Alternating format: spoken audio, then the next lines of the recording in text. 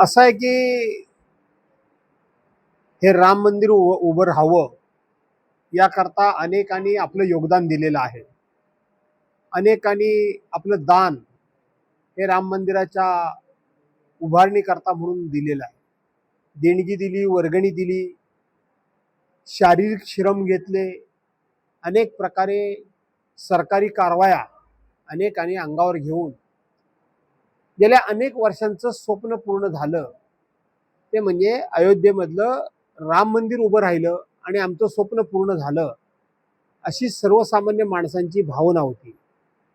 परंतु ज्या श्रद्धेने लोकांनी प्रभू रामचंद्राकरता देणगी म्हणा, दान दिलं, त्याच्यावर डल्ला मारण्याचं काम ज्यांच्याकडे विश्वस्त म्हणून दान दिलं त्यांनी केलं. आणि त्यामुळं सर्वसामान्य माणसाचा या घडलेल्या प्रकाराबद्दल खूप अशा पद्धतीचा संताप आहे, चीड आहे, राग आहे. आणि राग असून ज्यांनी ह्या सर्वाचं श्रेय घेतलं ते याबाबत एक शब्द बोलायला तयार नाहीत.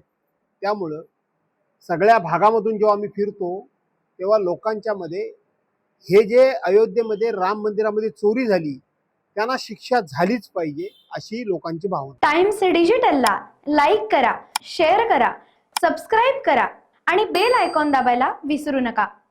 Times digital.